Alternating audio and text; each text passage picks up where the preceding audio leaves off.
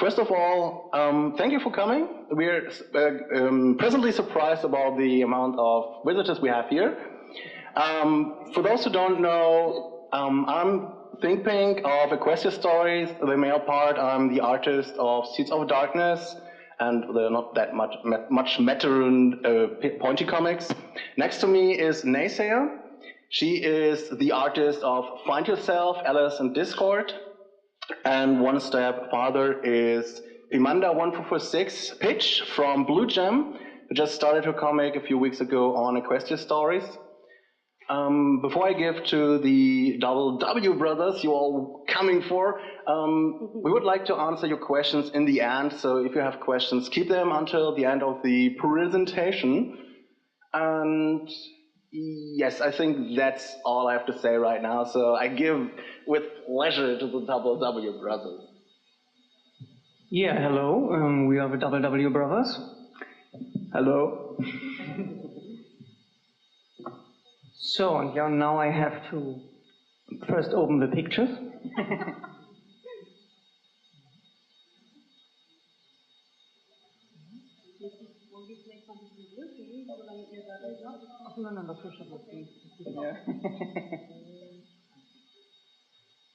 Okay. Well, you maybe not know us by our name. Some of you may know us, but most maybe not. But maybe you have seen one of these, the so-called MLP simulators that are basically about petting the ponies. And besides that, we have made a few Joe comics.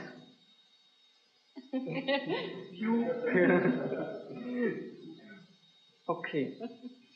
So, we will... Oh, sorry.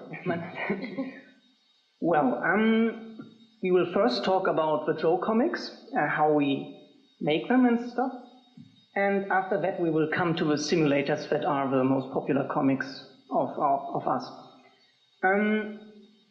Good. So, how do we make our comics? Well, we could tell you how to draw. But we think that would be a little redundant, considering that there are so many comic artists out there. That would be a little redundant, considering that there are so many comic artists out there who already do that. There are tons of people who tell you about the drawing and stuff, so we won't talk about this aspect.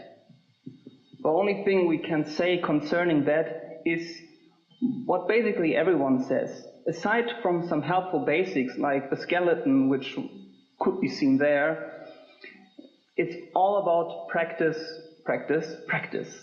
If you have questions about that, leave it for the Q&A.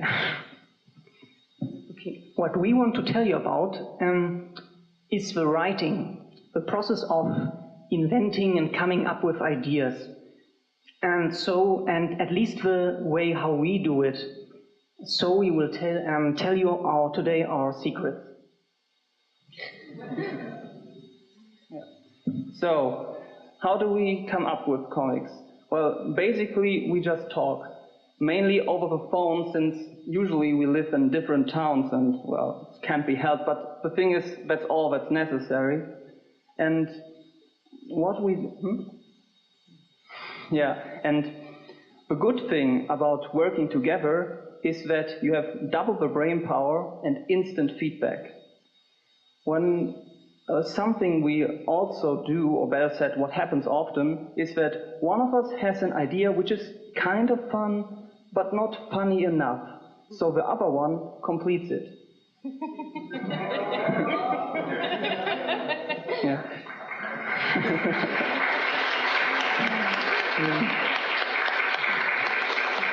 Yeah.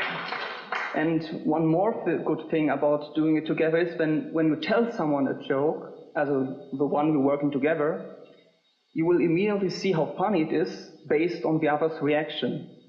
And when we find something we both like, well, we use it. The next part is what are our thinking techniques? So what we primarily focus on. Well, the thing we focus on the most is the most simple and basic question, is it actually funny? Because often you have a joke which could be funny. Maybe it's funny, but the thing is, that is not enough. When you make a joke, it must cause a physical reaction. You have to actually laugh, or at least feel your belly contracting. Yeah, about that, again, it's not absolutely necessary that you really totally laugh, ha ha ha ha. It's already enough if you feel that in your belly, this, or this, you know, in your tummy. That's what we mean by that. So at least this feeling. Yeah, and now we also want to talk at this point about something we often do in our comics, method which is quite effective, which we refer as the chain jokes. A chain joke is, to put it simple, a chain of jokes. Most short comics, also in this fandom, make like 1 or 2 jokes. And we like to go a little further and to do joke after joke after joke. That's our thing. And the idea to do that came to us when we saw the episode A Dog and a Pony Show for the first time. And in this episode, there are these 2 moments where Spike says no. And, well, like I said, it happens 2 times, and back then I thought that he has to do it a 3rd time. You know, in the ending, it would be a good ending joke, but it didn't happen. And so I invented this joke. Oh, Spiky Wikey, you will always have a very special place in my heart. Really? Yes, you're like a little brother to me. No!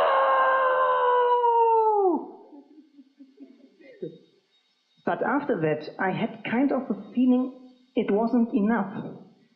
So I added this joke. Oh, and have I told you about my new boyfriend? No! And it still didn't feel like enough to me, so I added this joke. Oh, he's not my boyfriend anymore. He's not? He's my fiancé now. No! And it still didn't feel like enough. So, who is it? Him. No!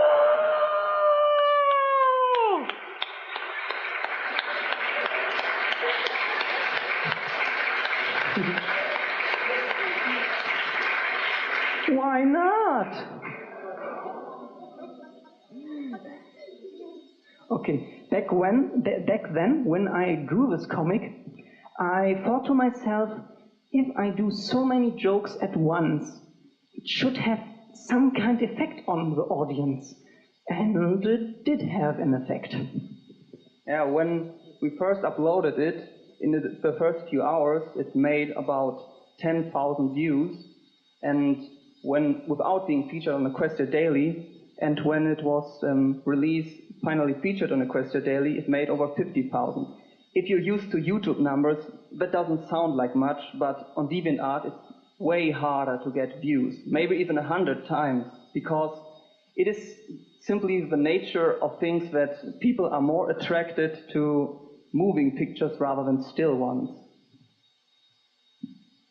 Well, but after this success, we of course continue to do more of this chain joke comics. And most of the times with the same results. Some more examples of such chain joke comics are Something About the Cakes, and Sweetie Belle's Talent, and Grief. You can see them on our DeviantArt page.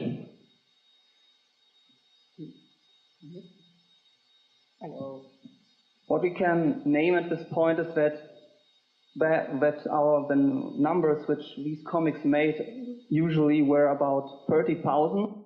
if they're a really strong one, 60,000. Nowadays, the interest in MLP comics has lowered, and the average is now about 20,000, but it's still a lot of people. With all the time which has now run our things, and with almost all of them featured on Equestria Daily, we made over 10 million views in all together, which made us quite happy. Well, now, what are, from our experience, things that do work and things that not work so well?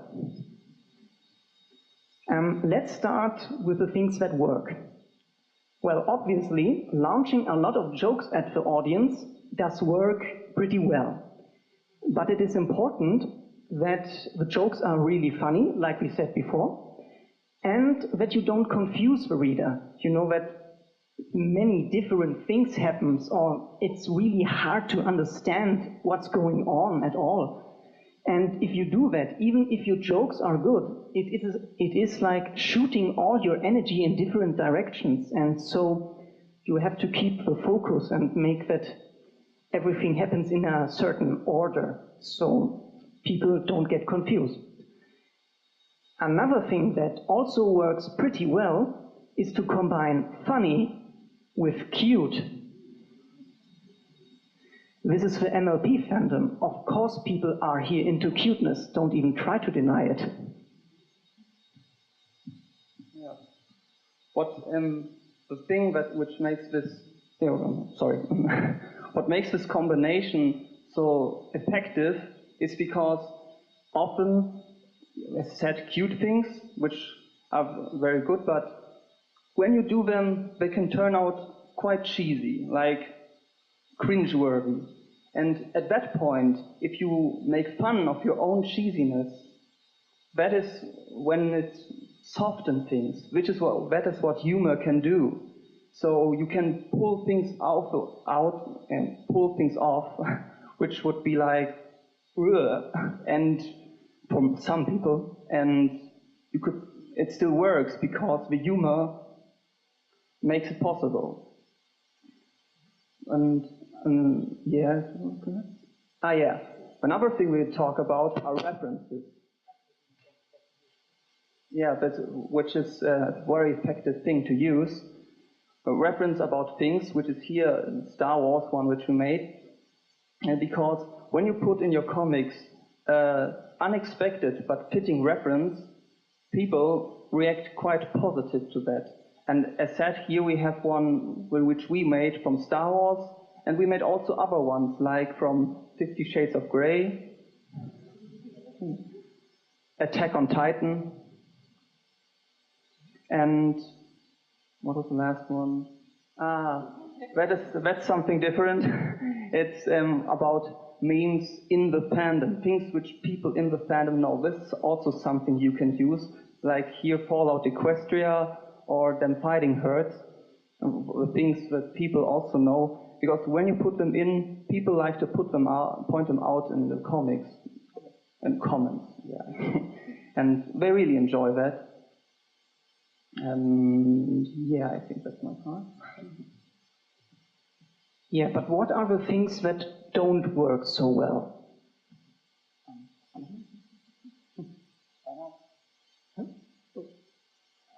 Yes, the main thing we want to talk about, don't worry.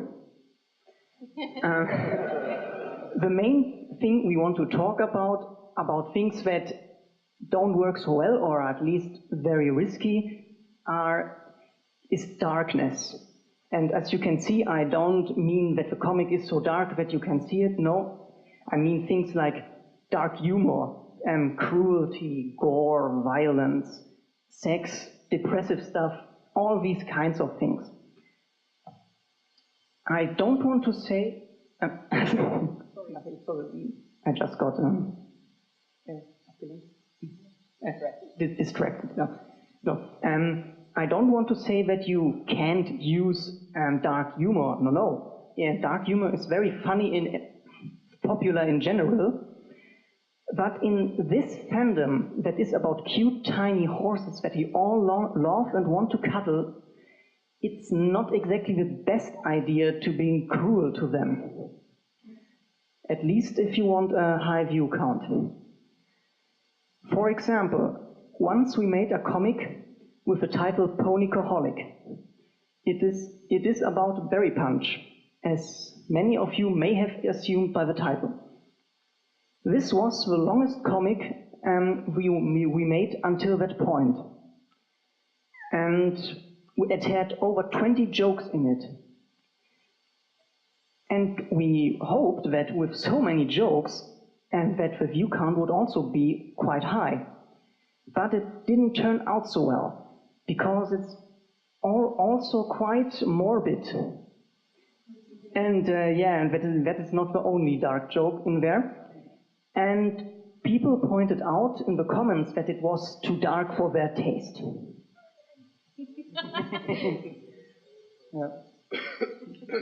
Yeah, and the thing is, shortly after that, we made another comic, which was called Movie Night, and there it was about the same length and the same amount of jokes, but without the dark humor.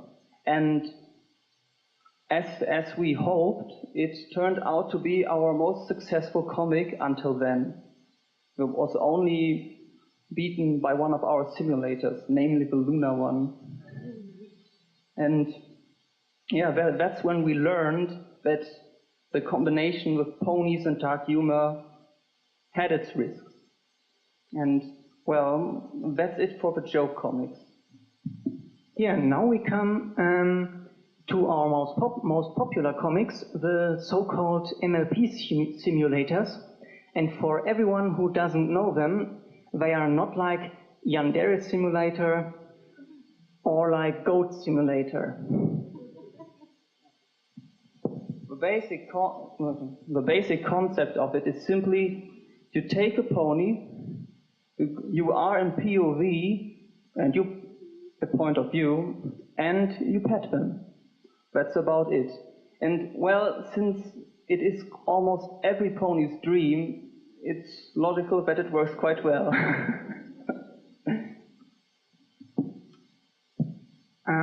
Well, how did this concept came to be? Well, basically, my brother made once a sketch of this concept with Pinkie Pie, and I liked the sketch so much that I heavily encouraged him to turn it into an actual comic. And then we uploaded it, and it became very successful, and so we continued to do more of them. Yeah. When we made these simulators, we also, because we made multiple of them, we wanted to try something new with every character so that they would feel different. I mean, petting and cuddling is the basic, like that is what happens every time, but we also wanted to give them something that made them feel a bit more unique. And for example, with Fluttershy, we made fun of her rabbit fans who go crazy when you insult her. With Lyra, we simply gave her dream and turned her human. And with Luna, we made a little trip into her psyche to show her inner conflict. As said, that is our most successful now. And I don't know.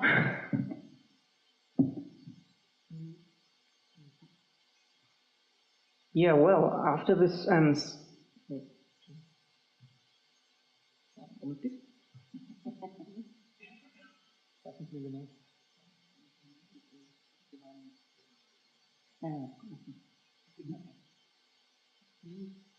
well, not yet.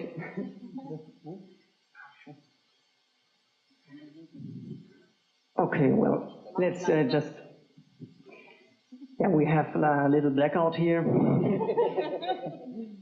Because, well, we forgot the paper with the text on in the hotel room.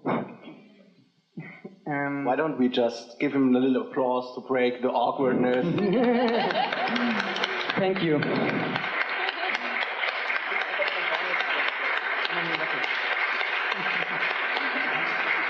Okay, I think I remember now.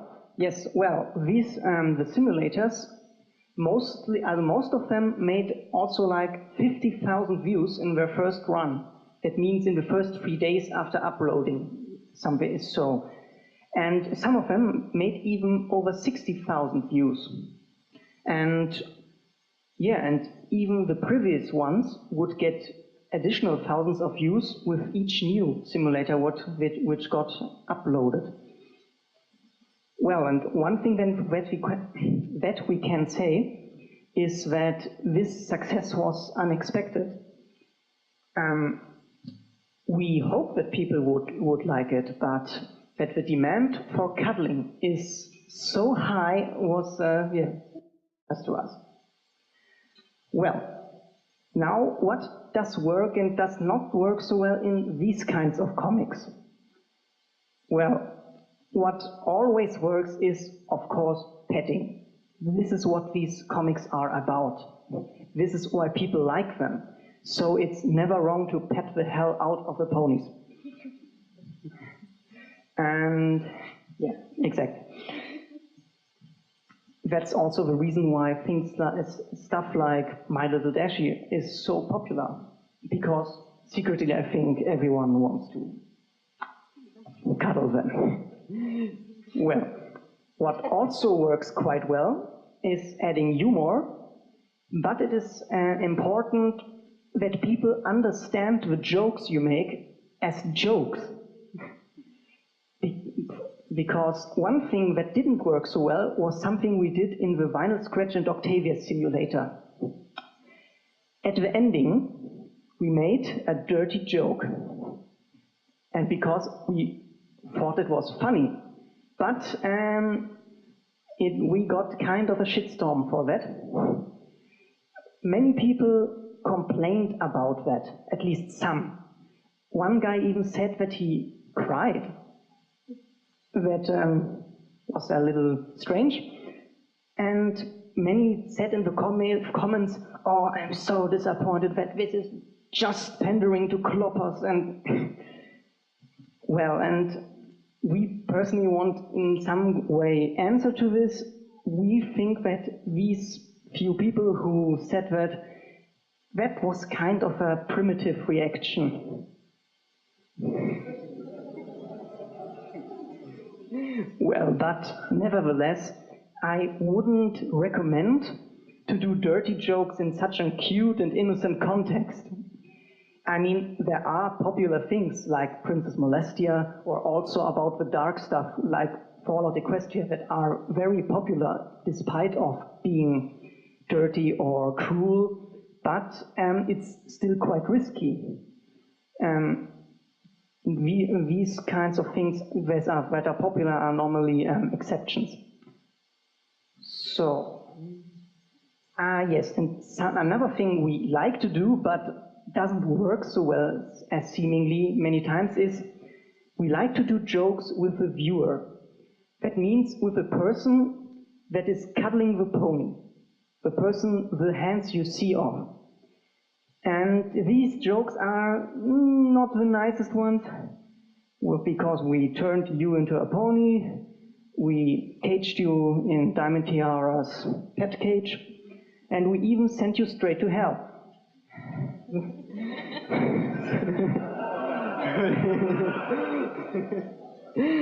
Okay.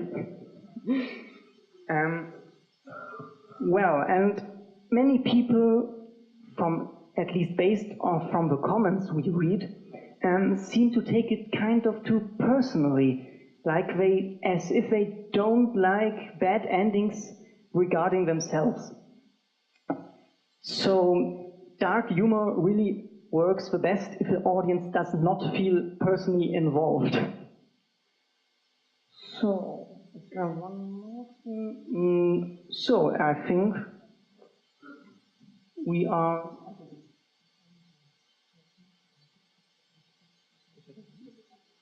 Oh, okay, well then...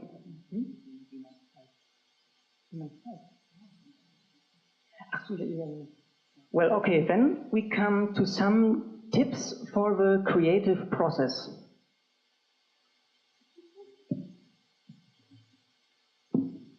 Okay, the thing is, when you when you create something, it is important that you show it to other people. Oh, sorry, wrong one. No. Yeah. Sorry. What was gone is that an important technique which will really help you develop your comics is to write everything down. You have to get it out of your head. That is the basic idea, because often when you think up an idea and it's like, but it's not a good idea, so I won't use it, so I don't write it down. But that is wrong. You need to physically write it down, and that way it is out of your head. It's good if that you go and, like, for example, write down 50 ideas, even if all of them are bad. At least one is good or brings you to something better, because, as I said, you need to get them out of your head. It's really helpful. And yeah, that's all. Well, and after that, after writing down tons of ideas, you have to be selective again. I mean, in the creative process, you have to be, to say it in horse terms, unbridled. Let your creativity flow everything out. But after that, when it comes to choosing which ideas you use, or if there is any idea that is useful at all, then you have to be critical again. You have to choose carefully. And after that, you should test your ideas on other people. But it is important that you show it to people whose judgment you can trust. Not everyone can give you a useful feedback. And you shouldn't show it to just one person, show it to several people. Well, but it's better if they are not all the same. Yeah, well, that's it for our part. We stretched it a little bit and we were a bit nervous, but we give it now to Think Think. Thank you.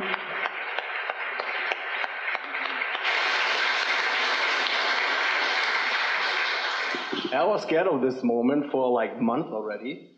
Like, it's 2 months away, it's 1 month away, it's not 2 months away anymore. So I just want to bring up this joke because I had this in my mind for like forever, because I seen the presentation of the doubleWbrothers just yesterday, and I was like, yep. And I was like, okay, I feel like in school again after you have to do a presentation of some really good pupil, and you're like, oh, okay, so let's start with ours. So what I want to talk about, or we want to talk about, are the long-time comics. Just for me, who actually knows Seeds of Darkness, Find Yourself, and Blue Jam? So, okay, there's a few hands up. That's good. These are, for those who don't know, these are vector comics on DeviantArt. 2 of them already with more than, or almost more than 150 pages, running for 2.5 years. And we want to give you some general advices how to do them, what you should keep in mind and stuff. And there's things I want to say which are similar to what Brenda said in her IDW comic makeup panel. So I try to keep that a little bit shorter. The first thing I really want to tell you, and you don't have to look up there all the time, it's just a title card, is that there's like no roadmap to success. So there's not that one formula that works all the time, or that one formula that brings you like countless of watchers or whatever. It's just like that some stories are easier than others. If you want to go with a dramatic story over 200 pages, it's way more difficult instead of a shipping comic or just something random, a slice of life. So before I want to talk about how you plan out your story is, in my opinion, the utmost important thing you have to keep in mind before you actually submit something or draw something, and that is what you want to reach with your comic. So most of the time I see, I know dozens of comics on DeviantArt and Tumblr actually, which started, were pretty cool, awesome, and 4 pages later that just stopped for no apparent reason. And you're like, and in my opinion it's because the artist didn't know what he wanted to reach or lost motivation. And this is what you have to do. You have to find your own motivation.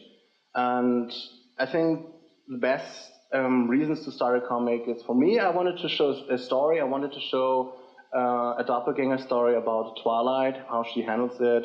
Naysayer started a comic about a blank grown mare who would have to deal with Discord all the time. And Pitch over there started a comic just because she was bored. Being bored as an artist is a good reason to start a comic. Why not?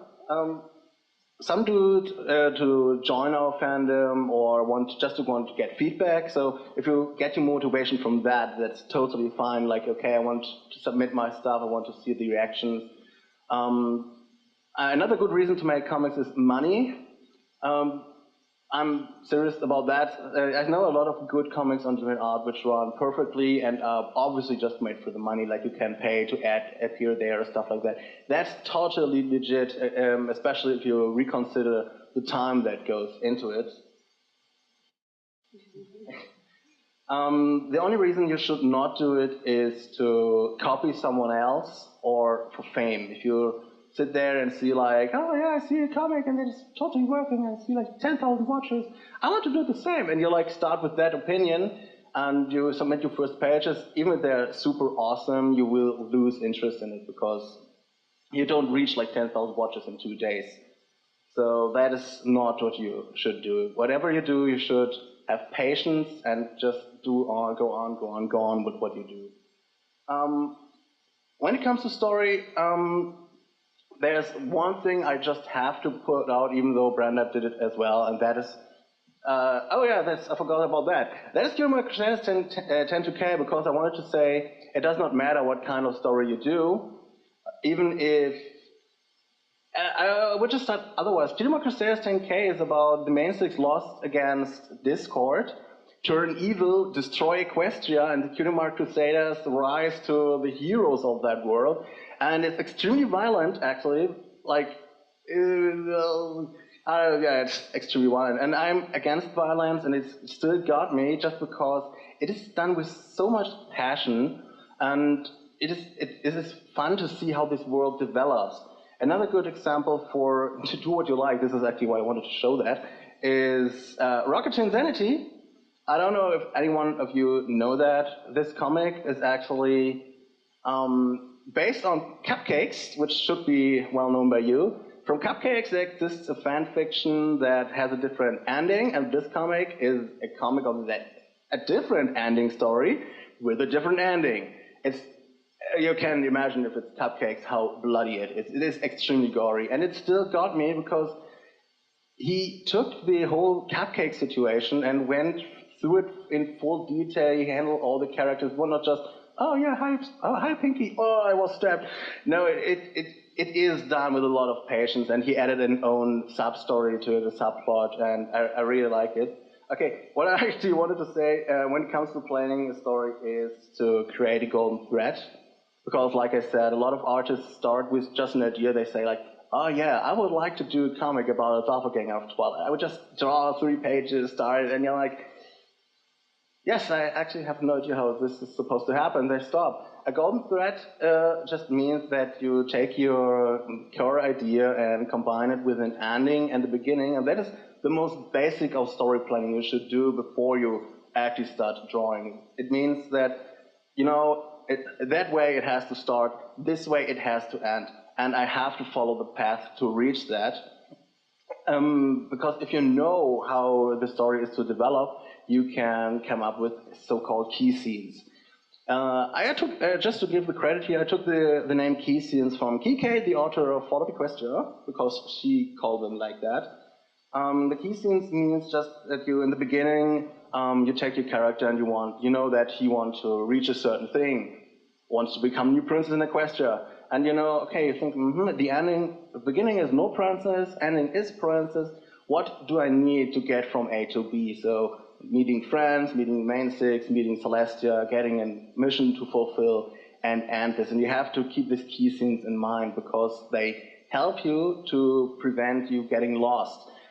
And this is something, if you do a comic for 2.5 years, something that happens very fast, that you go like, oh yeah, I have that nice idea, we'll add it to the comic, and you go away from your golden thread, you just think, okay, I will add this other idea, and you can't get back to the original idea. You're like, fuck, now that I did this, I can't do it. I'm sorry for the swearing. You can't go back. So key scenes help to realize what you actually need for your story. I want to give at this part to my two colleagues here, to the two ladies, because they had different ways to plan the comics. I want them to talk about their experiences, and I can drink something. I must say I never planned Find Yourself, because he was the one who got me into My Little Pony, and I thought, okay, I can try it. I was expecting that I quit it after a part of pages, and it wasn't, because I really liked it and I continued, but it's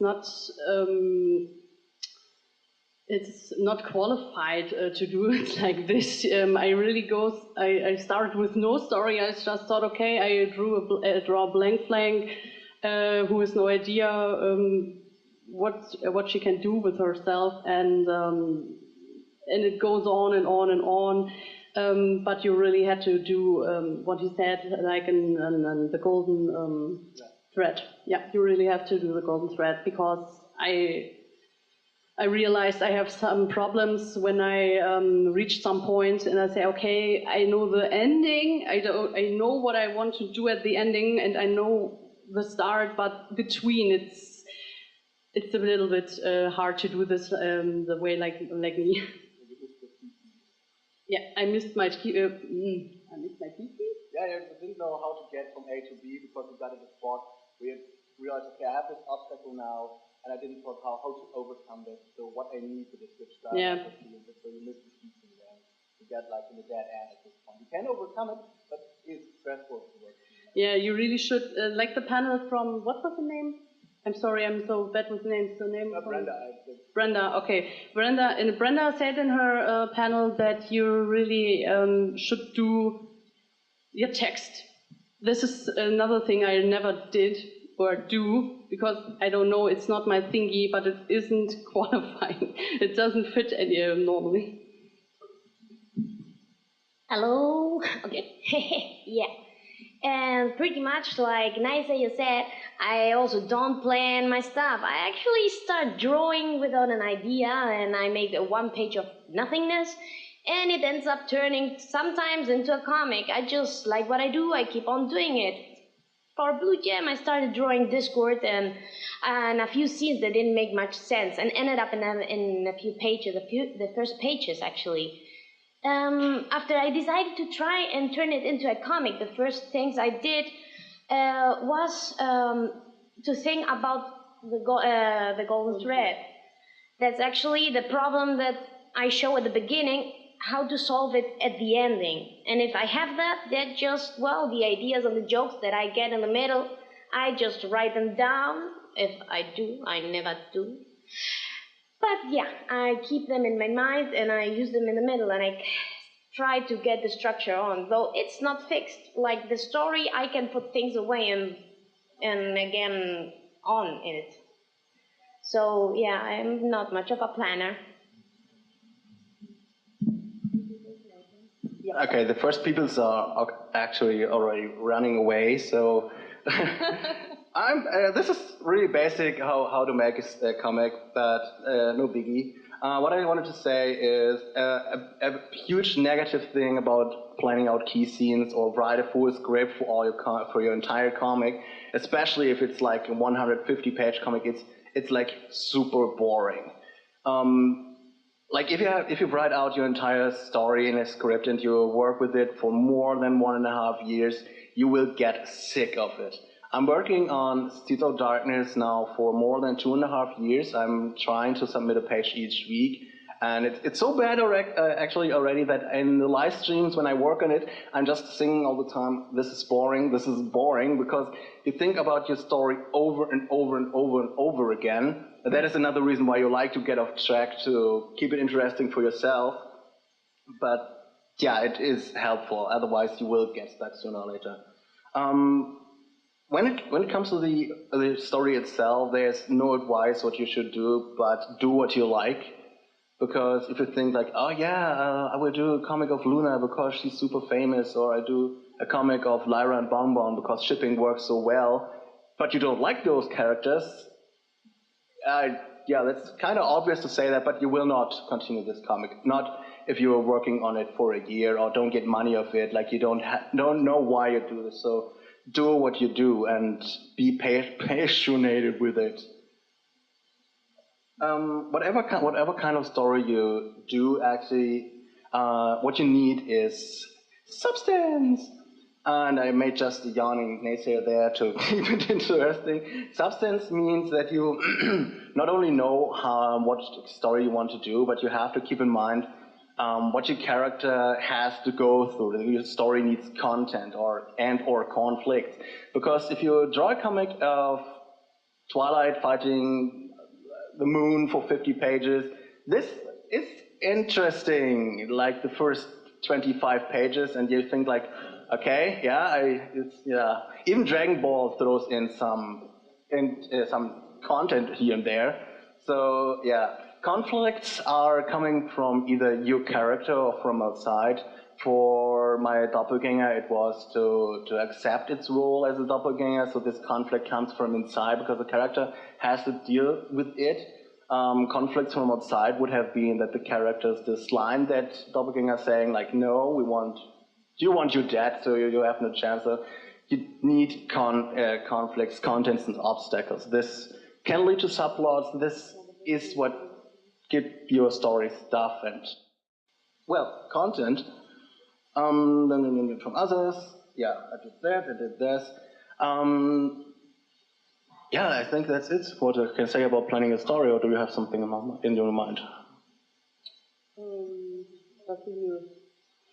Okay. When it comes to planning pages, it is different from comedy comics, because in a comedy comic, you're just going like, okay, I have a joke, or a second one, a third one, a fourth one, or a fifth one.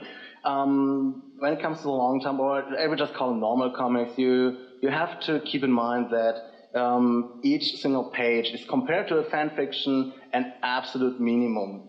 So when you're planning a page, you have to think, okay, what happened on the last few pages? Where do I want to go? And what do I want to tell with that one page? Because there are like a lot of comics online, especially on DeviantArt, with content where you think like, okay, that was a nice drawn page, but yeah, when does the next come up? Because this page gave you nothing to work with. Nothing that keeps them in mind, no development, no... It is enough if there's just a little realization for the character that you realize, oh, I should do that and that. This is something. You need to know what you want to show with your pages. Yeah, otherwise you will end up with 10 pages of dialogue, like I did between Silverlay and Fluttershy. And this was just because at this point I was like, oh yeah, that's interesting. I don't know. So, yeah, every time is a step. And it seems like a lot of work, and it is a lot of work. It is like real work. Brenda Hickey already showed like how she got like a text from their story writers, and I just wanted to show in this panel how I do this. It looks kind of similar to that. This is how I plan out my panels. Usually, I hope no one of my work is here, because usually I do it at work, that when I have nothing to do, I plan them out. What we can see here is P01, it's clear, panel 1, page 130. TS, Tear Sparkle, from above smiling. Silver, SL stands for Silverlay, above smiling. Rainbow Dash, down right, flying, looking down, so I know, okay, I need a flash, I need a Rainbow Dash in the corner, looking at the characters. Background, Ponyville train station. So even if I read this text like a year later, I still know what I did mean with it. And we have HL, that stands for Holly, and what she's saying. So there's no guideline how you do this, as long as you understand your own notes. And from this, like I said, Brandon did it already. Brandon did it.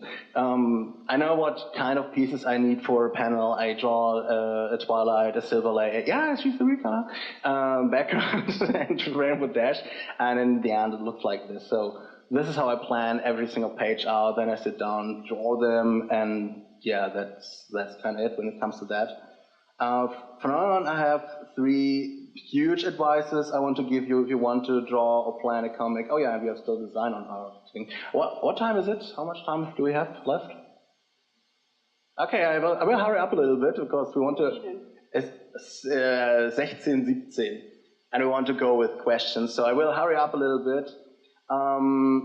One thing you have to keep in mind, or you should learn, is cinematography. I actually wrote it like that because otherwise I wouldn't have pronounced it. Our friend here said that a comic, I give credit, he said that a comic is just a really slow moving movie. So if you learn cinematography, it simply means, especially if you do it for an MLP comic, watch the show. And with cinematography, it means to direct your comic, see it as a movie. Think about like, okay, on this page, Flasha is crying, so I will not just take the most basic side vector of her, so I will either show her from behind with the head down, and then on the next panel, I go, oh yeah, I actually have stuff for that. I go back, show her from the front, you see the tears, so you'll see how it is coming up, this entire scene, and just set here. Take crying Fluttershy and deal with it. Yeah. Whoops. So I brought 3 pages. Oops, it's not our fault. I brought just a few pages to give you some advices. So yeah, cinematography. Cup. It has different advantages. And especially if you go, oh, look, I have a head. Cup page. It's a cup of page, yeah. One advantage of cinematography is that you can use transitions if you think about them. And in this case, I still remember this. These are 4 panels just of the cup. Technically, it gives us nothing, but it is different from, oh, look, we have 20 panels of Twilight in the same sitting position just with the changing mouth. So we have something else. We know, okay, we are rarities, they're drinking tea. This is a transition going from one page to another. And what helps is it saves time. Transition can save time, especially if you say, I want to get done a page this weekend, and I know it's a lot of dialogue you want to bring down there, so you can save time with that. This is just an example for the camera movement. Like we have silhouette from above, we have from a side, she looks back, the camera goes back, then we see in which direction she looks. So it gives your comic a dynamic feeling, even though it is just a picture. It just feels like screenshots. And this is why I call this style of comic screenshot style, because it looks like a bunch of screenshots. What do I have here? Oh, no, go back. Yeah, this is just another example of different positions. So we see Applejack floating, looking down, from behind, looking up. This just gives your comic a living feeling. So another advice, I would just hurry up. Oh, should I keep something out? I don't know what panel comes after this, so I would hurry up a little bit more. When it comes to OCs, the main advice we can give is take time with OCs, especially if you use them as a main character. Take your time to introduce it, not just throw it in with 10 pages of exposition. And again, I learned it from doubleWbrothers yesterday. The readers have to grow interest in the character before you go full into it. So it does not work if you throw a character in, like right next to Twilight Sparkle, and say, yeah, they're friends. Deal with it.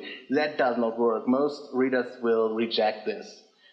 Another thing, I would just go on because saving time. Yeah. So keep time, introduce it, and if you want to go through the backstory of USCs and stories, try to make it important to the plot. If it's not important to the plot, then forget it. Then it's no reason to get through it. So whenever the plot demands the character to go into its backstory, like Alice did in Find Yourself, then it's the right time, because then the reader wants to know what was there. Not like, oh, there's no C, I want to totally know its backstory. So that was OCs. Another last huge advice before we come to the design and to the question round is yeah, if you do an OC comic and you want to have several OCs in it, always add a main six character. You could say, yeah, but I don't want to use the main six character. That is okay, do it. But it is helpful to have a main six character in it because it works as an eye catcher. So if someone browses DeviantArt and he sees a page of you and it's like, oh yeah, that OC looks boring. But then he sees like Rarity or Twilight and he's like, yeah, we'll just look at and let's see what Twilight is doing there. So it helps your story going on, and it helps to hide the flaws of your character if you're like, okay, I have like this super dramatic backstory, and it's not the character tells about it because it wants to tell about it, it's because the main six talk about it. That's the reason I want to have Discord in it. I just thought, okay, if I'm really submitted on DeviantArt, I really don't know what the people think. Okay, Alice okay, but what is it about her? I just thought, okay, it would be boring if it's just her and crying, oh my god, I need a cutie mark. And I thought, okay, the perfect match for her is Discord. So I guess that's one of the reasons why it works. Yeah, we actually prepared a lot of stuff for the... Do you want to say something about OCs too?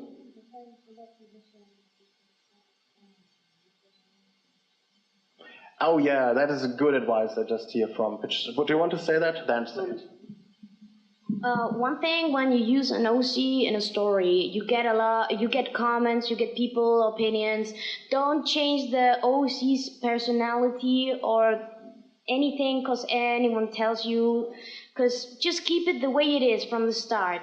Just don't try to go changing it in the middle of the story. It wouldn't make sense. Keep it the way it is.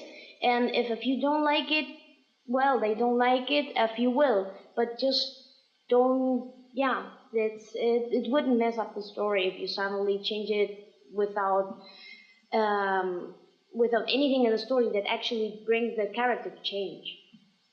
And by the way, it is a totally chaos if the character just turns his character because of bad comments or something. Sometimes I really got comments, they made me very sad, and I thought, okay, it's a one-dimensional character, it's Jesus Christ or something. Okay, maybe it's true, but it's strange when I say, okay, on the next page she goes insane just because I don't want her crying anymore. This has to be done slowly. Okay, I wanted to detail about the advantages and disadvantages of the two styles, strip style and dynamic style. It just means below each other or right next to each other like this, like a normal comic. But we don't have that much time. So please raise your hand if you have a question so I know how much questions we have to answer. If there are like no questions, then we can just go on. So we have one question, two questions. I would just go, let's just deal with the question. If you have questions about design and stuff, you can go back to that. So yeah, let's do questions. And remember please the buttons. Doch, habe ich. We have buttons there, so please, whenever someone asks a question, please give them a button. Okay, I have a question about how to start the story. Especially, when do you think about the characters? When do you think about the golden thread? And maybe more importantly, you said if you worry about the thread and the script too much, it gets boring. At what point do you say, all right, it's good enough, I will start drawing now? Okay, there's two questions. Where to start with your story? It depends on the story. I started with Seeds of Darkness right at the treehouse because I wanted to show that spell will create a doppelganger of Twilight. Usually it is good, especially if you go onto a dramatic story, to start not dramatic but normal. Especially if you go with a really dramatic or sad story, just start a day early and show characters you want to use in that story in a happy day, so we get a feeling of which characters are there. If you want to use OCs, put it in the background. And when it gets to boring, I felt the first time boring after about a year working on Seeds of Darkness. It is something you just have to learn to deal with it because it will always end. Sometimes sooner, sometimes later. It depends on how energetic you are. You must give yourself a break to continue later. So I guess that's a good a good decision for it. Otherwise, if you force, sorry, my English isn't the best. If you force yourself into it, you will definitely lose your interest in it. It makes no fun anymore. The best thing about not making an official comic like Brenner Hickey is you have no time limit. So if you want to say like, okay, this weekend I don't want to submit a page, I just don't do it. Okay, thanks. More questions? You can ask the doubleWbrothers as well. Yeah, actually both of you guys can answer. The question would be, do you ever reach a point where you actually like your idea, but you just can't work at one page anymore, you just need a break, and if that happens, what are your tactics to avoid it or get around it? I will answer first because I can answer that quickly. I do live streams every Saturday and Sunday, and I only do it to force myself to drawing. Because I'm like, no, I would just look Nostalgia Critic or YouTube or read other comics. No, I'm forcing myself with live streams to draw. Well, what we can say about it, or I, since I'm the one who draws it, the most at least, for the one you've seen was drawn by my brother. The thing is, this is really hard when you feel like you can't go on anymore, and how you come back to it. What really helps is if you like have something which drives you, like, how should I put it, an idea, for example, or if you maybe if you feel like you can't draw this anymore, draw something else. But as I said, it is quite difficult, and I have my big difficulties handling that. My trick is usually to change into something completely different for a little while, and then I come back to it and it's different. It's just I have many things at the same time, but not because I do too much, but I like to change in between stuff and I get bored of something or stuck. It's like taking a vacation, at the same time you're still doing something else. That's totally true. When I thought, okay, I need that page now, I have no time to waste or whatever, then normally I hype myself up with looking an awesome movie or something. I just thought, oh my god, this scenes are so great, and I want to have my comic like this or something like that. Yesterday, like we said, we talked to the doubleWbrothers, training for our panel, and with their presentation and the funny pictures, I just got so hyped, and I said, oh my god, I really want to do more of my own stuff. Just search yourself for an Vorbild? Idol. Search yourself an idol. More questions? Someone? Comic creation stories, whatever. Oh, there are a few hands. Yay. No. Pitch will go around handing out some cards, advertising her own comic. And well, yeah, you can have this on it. So don't throw it away. There's a cute, awesome display. Okay. So thank you very much. You have alluded in the Pointy Comics about a sequel to Fallout Equestria. Have you already decided what form it should take? Or Didn't if expect it will this ever? now. Okay, what was the question exactly about Fallout Equestria? So you have often alluded in the Pointy Comics that you want to write a sequel. Yes. So is that going to be another comic, or is it a fan fiction, classical? I want to, just for those who don't know, I'm a gigantic fan of Fallout Equestria, and I want to write a sequel. I'm in contact with Keycade about that. It will be a fan fiction. It will be about its length, and I'm in contact with another artist who will make title cards for each chapter. So it will be like a motion story, like with pictures, but it will be a written fan fiction. Thank you. Hello. I've not so much of a question as it's my 2 cents on something you already said. The doubleWbrothers ask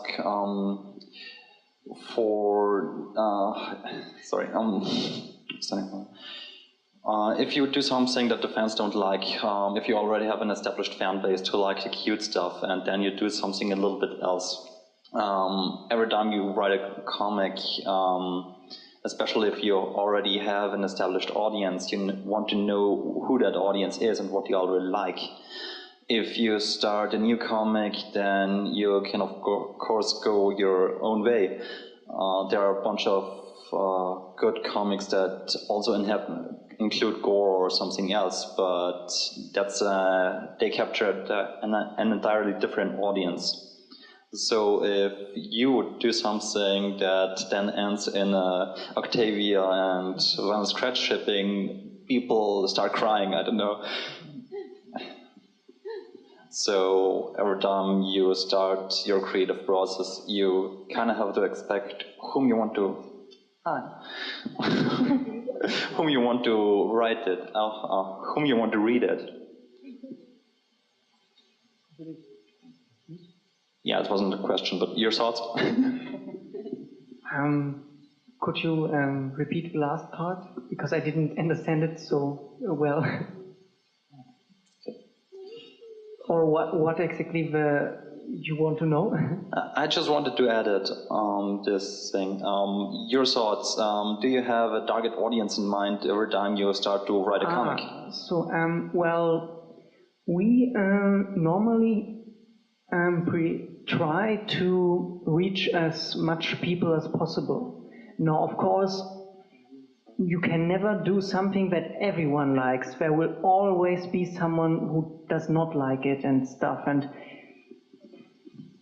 well, and of course, well, since we have started to do more of these cute things, we wouldn't directly start now to do like a cupcakes comic or something, you know, with actual gore and stuff, and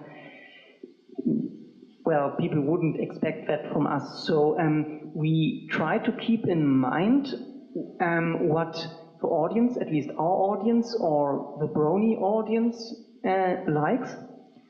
But well, in general, we try to do things that can appeal to as many people as possible. So that's also one reason we prefer to make the things not so dark, because normally the dark stuff has less people interested than, or better said, many people flee from the dark stuff. And yeah. And that's why we stick to the more innocent stuff. Okay. I would like to make a photo of you when we get our well-deserved applause. So, yay!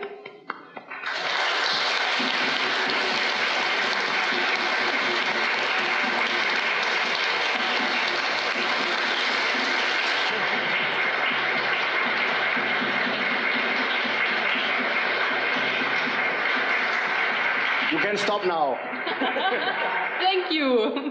And if you have any questions aside from that, you can just move up to us and ask. Exactly. We thank you for the time, die Unterstützung, support. Thank you. You're great. And now flee from this hot room. Yeah. Before you're melting. Thank you. Goodbye.